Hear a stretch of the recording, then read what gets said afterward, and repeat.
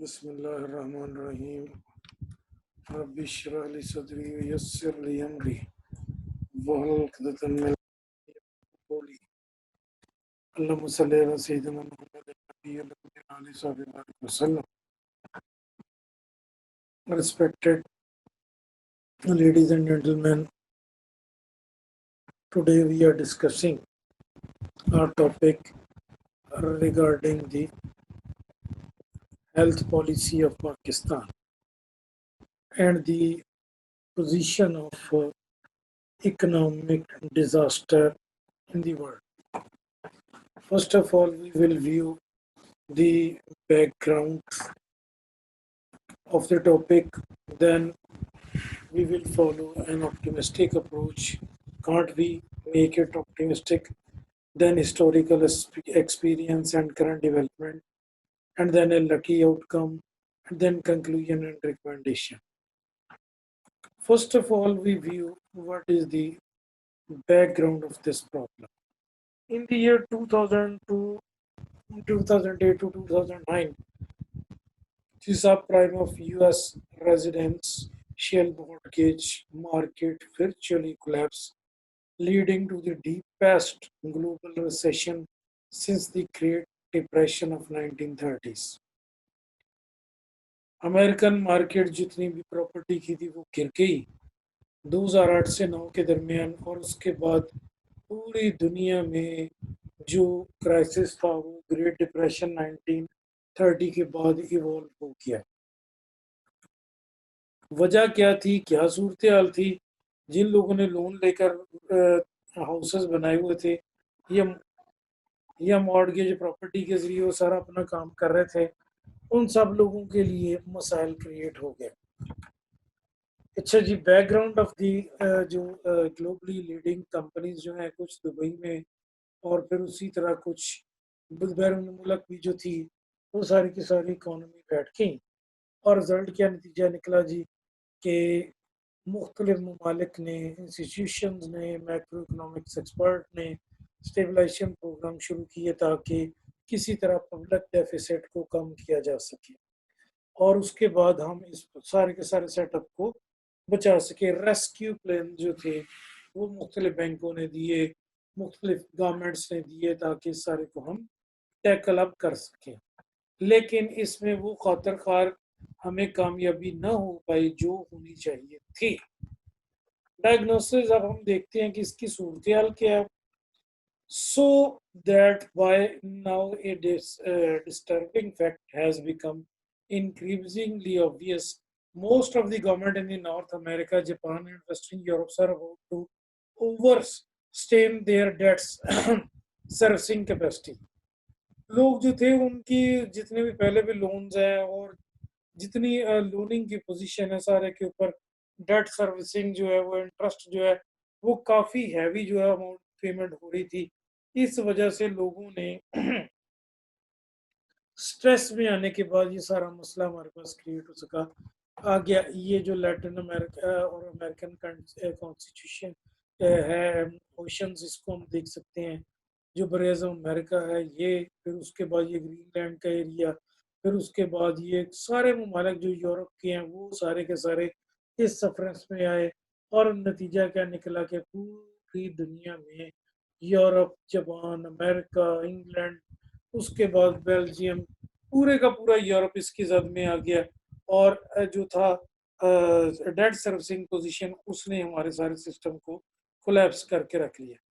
Banks जो थे वो दिवालिया हो गए, बैंक्स जो थे वो सारे के सारे इंसॉल्वेंट हो गए, बैंकिंग सिस्टम डिस्ट्रॉय कर गया। अब जाहिर है कि उन्हीं से लोन लेकर आपने सारी की सारी प्रॉपर्टी परचेज की हुई थी, कुछ ने इन्वेस्टमेंट की हुई थी, कुछ लोगों ने कुछ किया हुआ था, कुछ लोगों ने इस पर कोई काम किया हुआ था। वो सारे का सारा जब ये सेक्टर डिस्ट्रॉय हुआ तो बैंकिंग सेक्टर बिल्कुल कोलैप्स हो गया। उसके पास रेस्क्यू करने के लिए कोई चीज़ ना बची। बैंकों के पास तीन तरह के लोन्स होते हैं, शॉर्ट टर्म, मिड टर्म और लॉन्ग टर्म। तीनों कैटेगरी में बैंक कोलैप्स कर गया बिकॉज बैंक्स जो हैं they make funds with people money. Number next, अब इसका डायग्नोस्टिक क्या हुआ, कैसे देखते हैं हम इसको? जो clearest evidence supporting this presentation is not provided by the level of debt to GDP ratios in the countries involved, but by the fact that in these three regions, central banks has to step in and mop up the government bonds other investors were not willing to buy at current yield or at risk level. चूंकि risk का level बहुत बढ़ गया, investment जो थी वो collapse कर गई है, तो जो पब्लिक बाइंग थी बॉन्ड्स की वो सारी की सारी स्टॉप कर गई. तो जो स्टेट जो सेंट्रल बैंक्स थे गवर्नमेंट के वो सामने आए और उसके बाद उन्होंने आके ये बॉन्ड्स परचेज किए ताकि थोड़ी की थोड़ी फंडिंग और फाइनेंसिंग जो थी वो स्टेबल हो सके. इसी तरह जो जीडीपी टू डेट रेशियो थी वो भी प्रॉब्लम कर गई, उसमें भी डेट बढ़ गया, जीडीपी की रेशियो कम हो गई. सारे मामले को देखकर बात को आगे बढ़ाते हैं. ए giant Ponzi scheme. While the recent banking crisis served as a catalyst for the development of this problem, its roots lie further in the past. Since the onset of the current debt binge in the late 70s, government in the United States and much of the Western Europe has been essentially operating large-scale Ponzi schemes, which expiring debt was almost never paid off, but instead only passed to the next generation of the creditors. अब ये problem जो हमें Charles पॉल्जी की जो trading strategy थी उसके तहत ये होता है कि जितनी भी कोई मामला है वो स्नो बॉल स्कीम के तहत करता है. स्नो बॉल को आपने देखा है कि ऊपर से आप बिल्कुल छोटा सा बॉल रोल करती हैं तो अपने साथ वेट कैरी करता करता करता नीचे आता है, एक बहुत बड़े पत्थर की शक्ल, एक खाई की शक्ल तैयार कर लेता है. तो जो स्नो है वो माउंट करती हुई नीचे आती है. इसी तरह जो लोन है वो भी माउंट करता हुआ नीचे आया और आएगा, क्योंकि अगर आप ये पे नहीं कर पाएंगे तो ये नेक्स्ट जनरेशन को ट्रांसफर हो जाएगा. अगर ये 10% है और ये कंपाउंड है तो पहले साल 10 है, दूसरे साल 10 के बाद आप पावर 2 लगाएंगे, फिर वो पावर 3 के साथ मल्टीप्लाई होता होता आपके ये फिगर जो है आपके इंटरेस्ट की वो आपके प्रिंसिपल से ज्यादा हो जाती है. ये सारा मामला देखने को हमें ना मिलता है. ए giant Ponzi scheme. What doesn't exactly make things easier is that in some countries, some of the government implicit payment obligations are not officially counted as governmental debts. जो गवर्नमेंट की स्कीम के तहत जो कर्जा था वो हमें लगता है कि भी गवर्नमेंट का कर्जा नहीं है, लेकिन एक्चुअली वो लोन गवर्नमेंट ने ही पे करना होता है और गवर्नमेंट का ही वो लोन सारे का सारा होता है. बात को आगे बढ़ाते हैं. जायंट पॉन्जी स्कीम्स के तहत जर्मनी जो है उसने भी अपने मामलात को देखा, यूरो जोन को चेक किया, फिजिकल इश्यूज को देखा, लेकिन इसमें कोई इस तरह का मामला नजर नहीं आया. पेंशन भी स्टैंड कर रही थी और बहुत सारी चीजें स्टैंड कर रही थी जिनकी पेमेंट की वजह से तकरीबन 81 बिलियन यूरो जो है वो फेडरल बजट का इसके ऊपर और एक्सपेंस यूज करना पड़ा.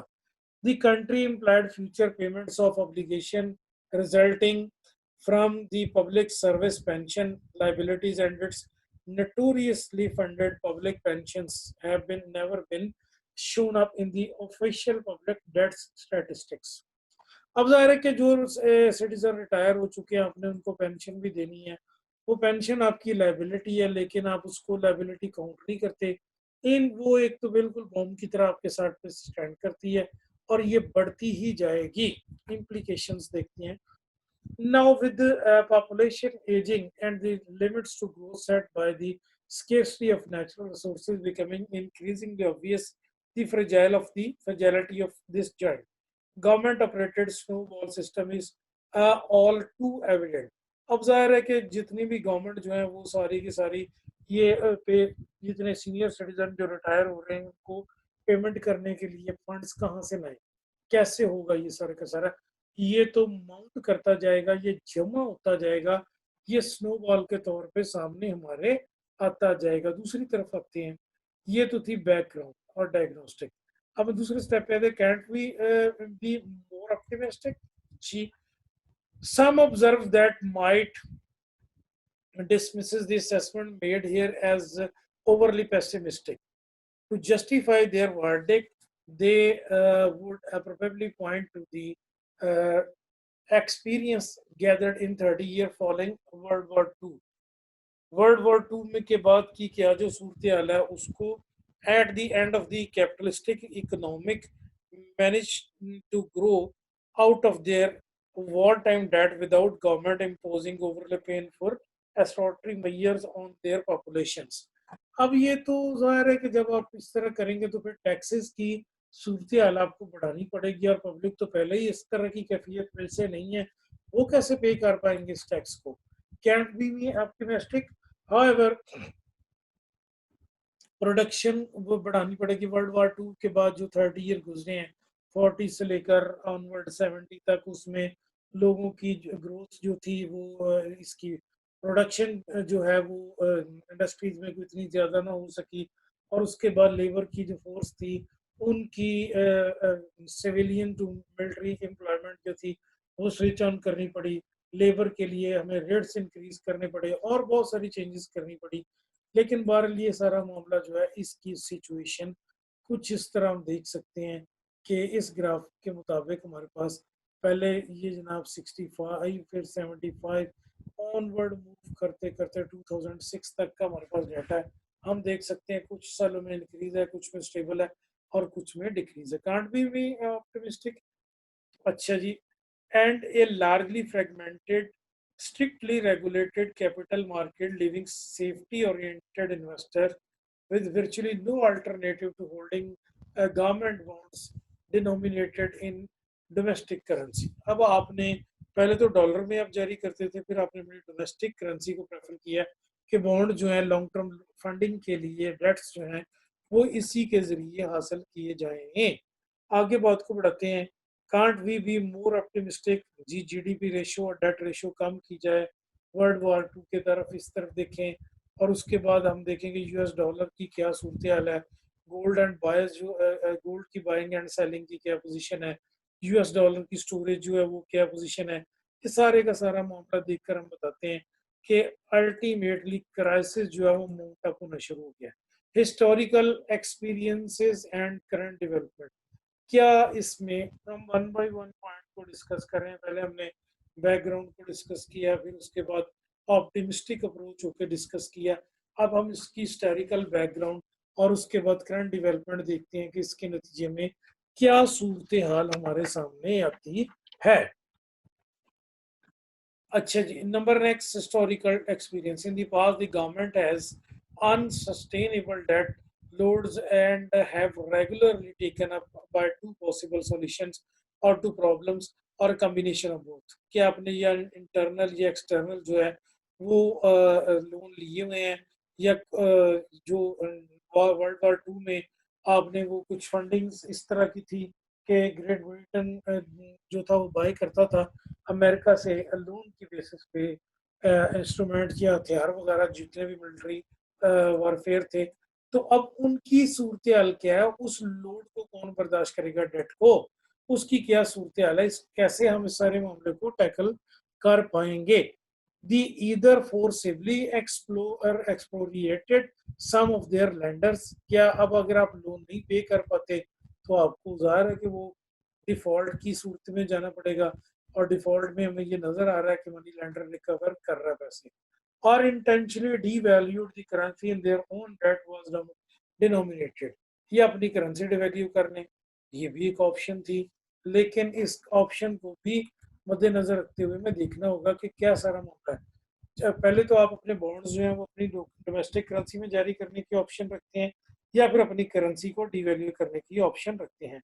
For the time being some influential decision makers appear to prefer first solution, that is the forceful expropriation of lenders। कि जितने भी जो पैसे लेने वाले हैं उनसे थोड़ा सा उनसे थोड़ा सा मामला, उनसे थोड़ा सा कट, उनसे थोड़ी सी वॉलेंट्री जो थी वो रीशेड्यूलिंग की रिक्वेस्ट की जाए।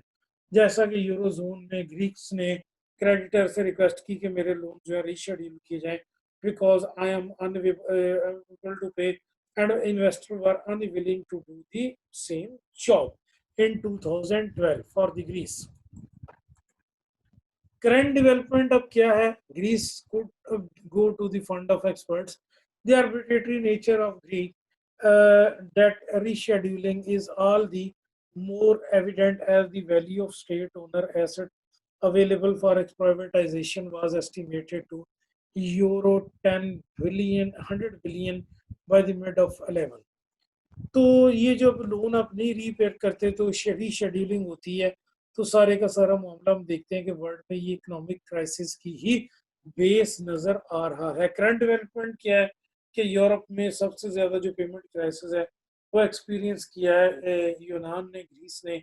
वहाँ क्या पोजीशन है वो सारी की सारी हमें इस ग्राफ से वाज़ेह नजर आ रही है। करंट डेवलपमेंट क्या है?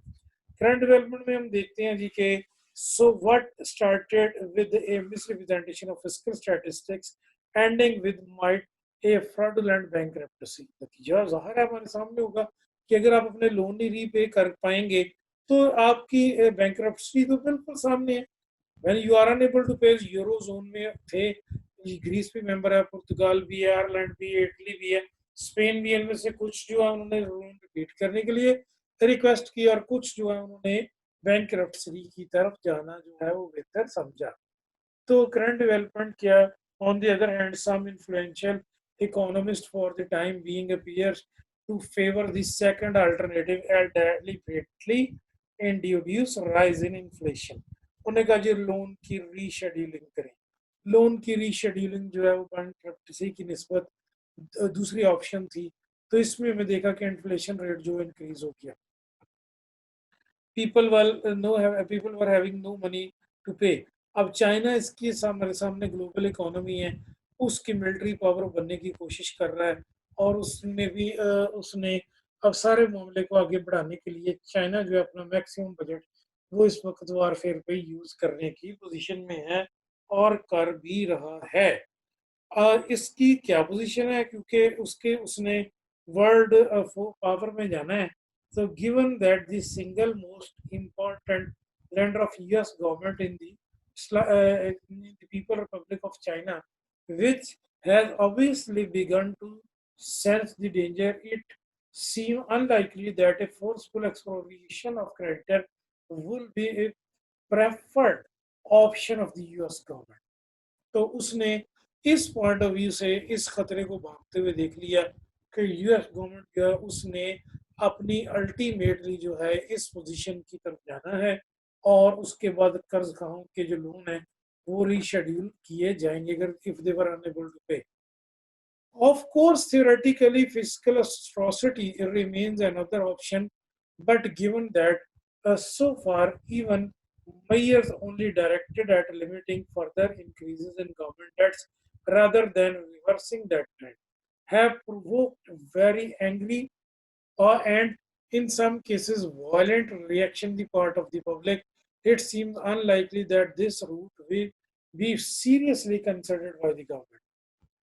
क्या मतलब इस सारी बात का कि लोग जो हैं वो जब इन्फ्लेशन राइज करता है they have no money to pay और they fetch too much money for the purchase of too few goods.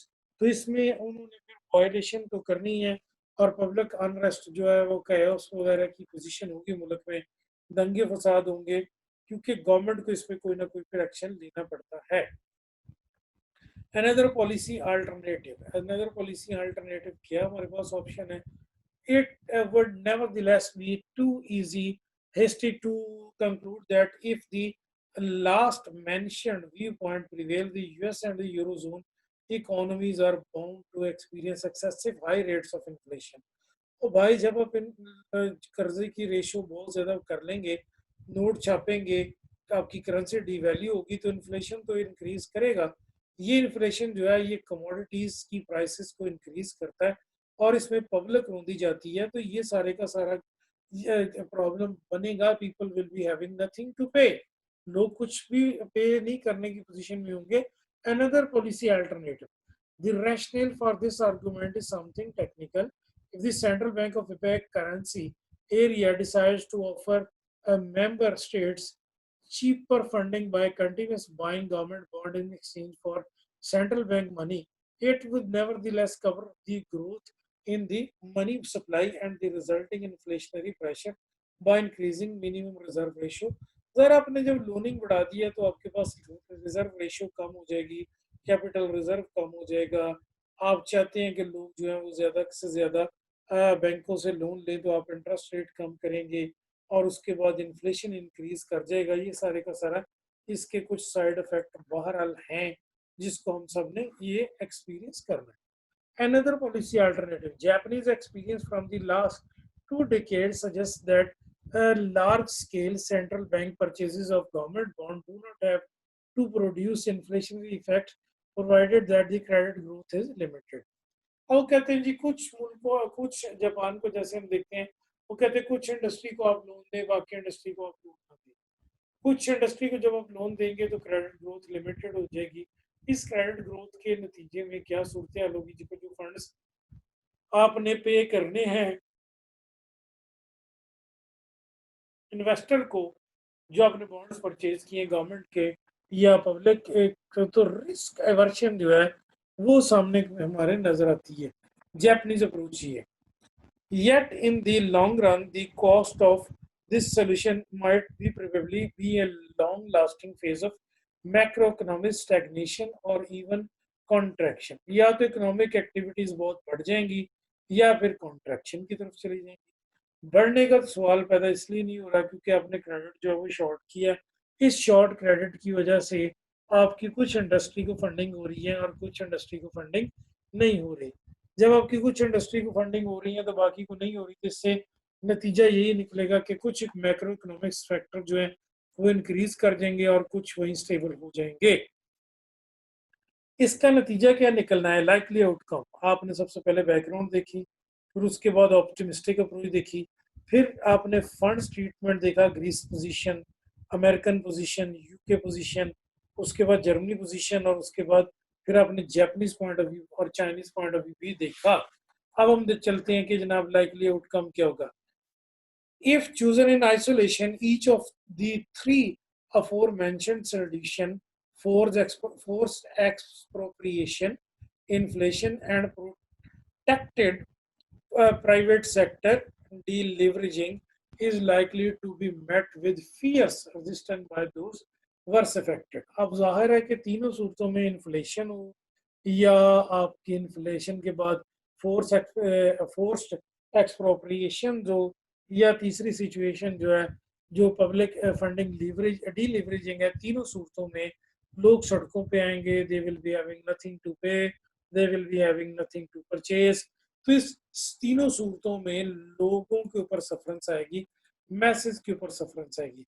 Government might दस B tempted to choose a combination of these three medications, allowing dose of each of them to be noticeable.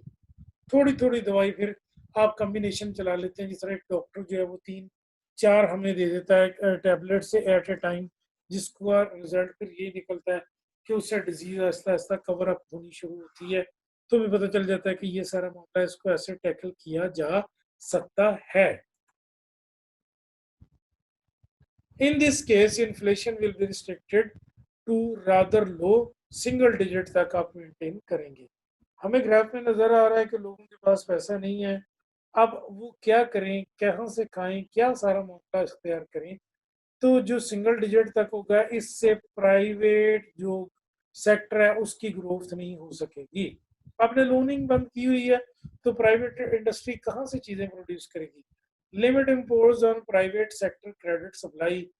वही बात है कि जब आप loan जो है वो सिलेक्टेड सेक्टर को दे रहे हैं और लिमिटेड क्वांटिटी में दे रहे हैं, तो जो प्राइवेट सेक्टर है वो क्रेडिट सप्लाई नहीं ले पा रहा, तो इसकी आपकी जो पर कैपिटा इनकम है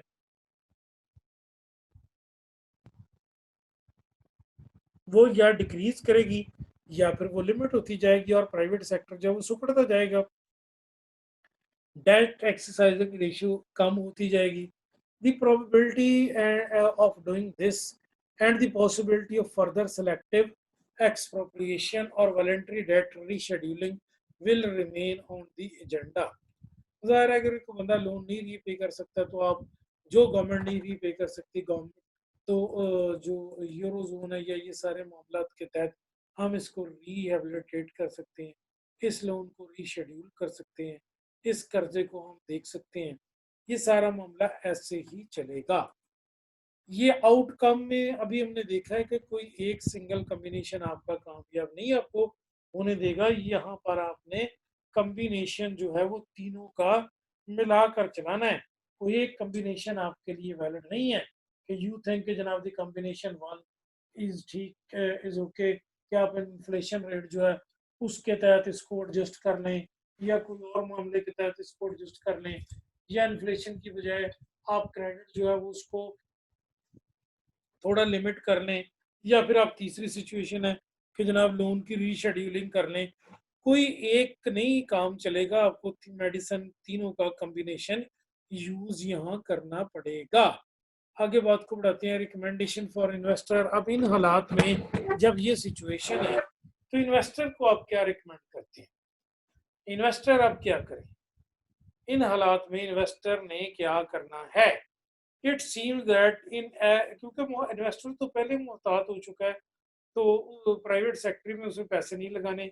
अब वो क्या सूरत हाल है जी कि कैसे मनी मार्केट के अंदर फंड अट्रैक्ट करें, अब रिस्क का जो लेवल है उसको कैसे मिनिमाइज करें और इन्फ्लेशन फैक्टर को इसके साथ कैसे मिलाएं। It seems that in any case the most unwise investment decision will be to continue considering using US and Euro government bonds, low risk investment, at least in inflation adjusting terms। तो बात वाज़ेह है कि ये तो बिल्कुल बेवकूफ़ाना सूरत हाल होगी कि अगर इन हालात में भी व्हेन देयर इज इन्फ्लेशन आप इसको रिस्क फ्री समझना शुरू करें और इसमें फंडिंग जो है वो इन्वेस्टमेंट करनी जारी रखें। You will B A loser certainly, certainly a user very loser very soon. आप एक लूजर होंगे, you will lose your funds. तो इनमें पैसे लगाना अब नहीं है।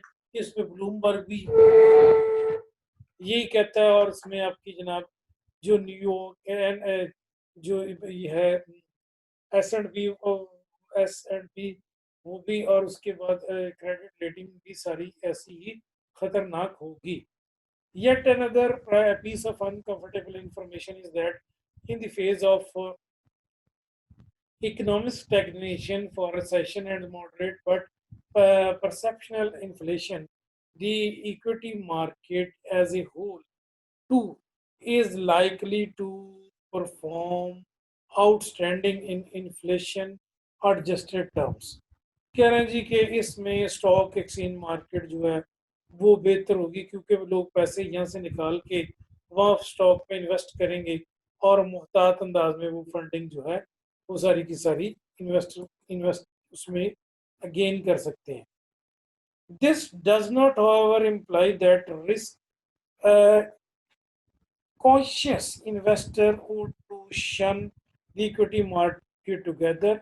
The imminent decline in the value of dollar, euro, and yen denomination debt will most probably induce investor to exchange their current holding of credit assets denominated in the currencies for equity stake in attractively valued companies and commodities essential for the fulfillment of basic human beings। लोग कहाँ अब invest करें? लोगों के पास option क्या रही? लोग अपना पैसा कहाँ लगाएं? जाहिर है कि डॉलर्स की वैल्यू भी डिक्रीज हो गई है, उसके बाद यूरो जोन भी बैठ गया है, जापानीज येन भी जो है वो भी बैठ गया है।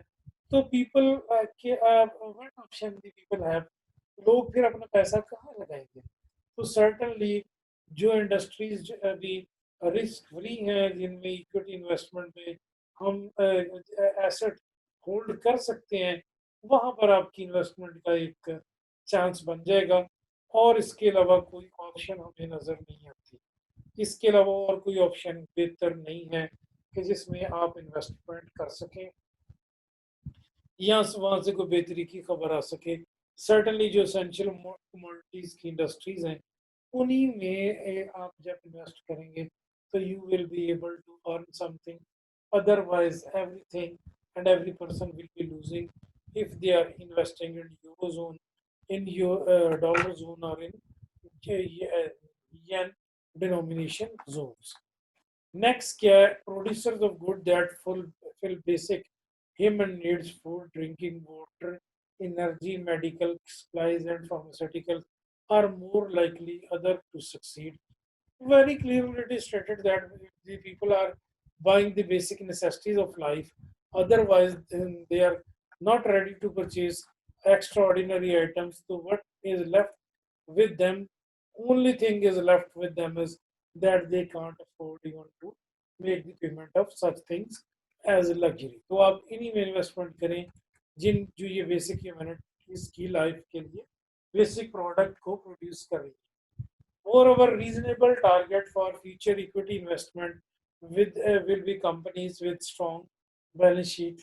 The do debt आप देखेंगे कि किसकी डेट इक्विटी रेशियो कम है, किसकी एसेट टर्नओवर रेशियो ज़्यादा है, किसका लो डेट टू एसेट रेशियो है और किसकी जो है वो करंट रेशियो बेहतर है, लिक्विड रेशियो बेहतर है और उसके बाद क्रेडिट सप्लाई लाइन बेहतर है, उसके बाद प्राइवेट सेक्टर की जो ये सारे मामला देखकर फिर आप you invest their.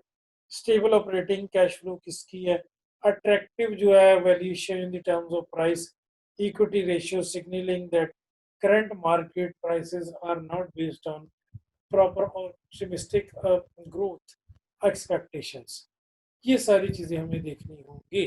Companies making strong R&D efforts in technologies relating to food and beverage, renewable energies and medical care also deserve a high degree of attention. हाँ, वो बताया जा रहा है आपको कि आप कहाँ इन्वेस्टमेंट करें.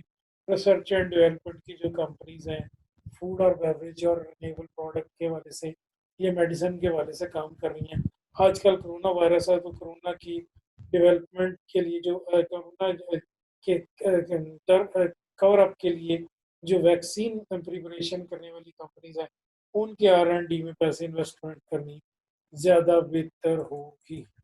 अच्छा जी. Among the companies that deserve particular attention in the context are those with strong innovative potential fields of clean energy production. यहाँ पर भी इन्वेस्टर इन्वेस्टमेंट कर सकता है. उसके बाद जनाब हमारे पास आता है नेक्स्ट क्या पोजीशन है कि रिसोर्स सेविंग टेक्नोलॉजीज जितनी भी कंपनीज बना रही हैं वहाँ पर भी आप इन्वेस्टमेंट कर सकते हैं. उसके बाद नेक्स्ट हमारे पास कितनी है क्रॉप प्रोटेक्शन के वाले से इम्प्रूवमेंट एफिशिएंसी के वाली companies you can invest their. उसके बाद नेक्स्ट क्या है जी लाइफ साइंसेज. जैसा कि आजकल सब लोगों की प्रायोरिटी है कोरोना के ऊपर रिसर्च करना, तो कोरोना की जो वैक्सीनेशन कर बनाने वाली कंपनीज हैं या जो इस पे R&D पे काम कर रही हैं उनके अंदर आप इन्वेस्टमेंट करेंगे तो it will be A safer thing. और हेल्थ जो है वो उसके अंदर आपने अगर इन्वेस्टमेंट की है तो वो आपका जोन जो है वो कंफर्टेबल है. अदरवाइज वो आपका जोन जो आपने बैंक्स वगैरह हैं, इंश्योरेंस वगैरह है, ऑटोमोबाइल्स हैं या इस तरह की जो इंडस्ट्रीज हैं या कोई इंश्योरेंस है या कोई इस तरह का मामला है या कोई कॉटन टेक्सटाइल है या कोई और मेटल वगैरह की इंडस्ट्रीज हैं उनमें इन्वेस्टमेंट करना इस वक्त ड्यूरिंग पीरियड ऑफ क्राइसिस या बाइंग ऑफ डॉलर्स है या परचेजिंग इन्वेस्टमेंट इन यूरो जोन है, ये सारे के अंदर इन्वेस्टमेंट करना फिजिबल नहीं है, एडवाइजेबल नहीं है. आप यहाँ इन्वेस्टमेंट मत कीजिए. अगर आप करेंगे तो यू विल बी लूजिंग. अच्छा जी, इसके बाद नेक्स्ट हम बात को बढ़ाते हैं आगे के conclusion. Investor can protect possibility even grow their wealth in the long run if they anticipate that in the coming flying with euro या US और फिर उसके बाद येन डिनोमिनेटेड डेट्स आखिरकार इनके अंदर बेहतरी सूरत हो जाएगी लेकिन इमीडिएटली शायद इसमें पॉसिबल नहीं है. Conclusion: sophisticated investors familiar with option strategies and short-term selling buying position, enhancing the risk return profile. Systematic short-term position is apparently यहाँ पर फिर आपने उस कंपनी का जो पोर्टफोलियो है उसके तहत देख कर रखना है. Not all eggs in one basket otherwise फिर प्रॉब्लम होगा. Moreover, an emergency reserve physically held in the form of precious metal may prove vital in the situation of existential peril. यहाँ से निकले कि जी अगर आपके पास गोल्ड सिल्वर कॉइन्स या इस किस्म के रिजर्व्स हैं प्लाटिनम के, तो ये एक सेफ जोन होगा, invest there. No one can tell with the certainty that what is the current debt or overhanging in going to develop in the next full blown economic crisis.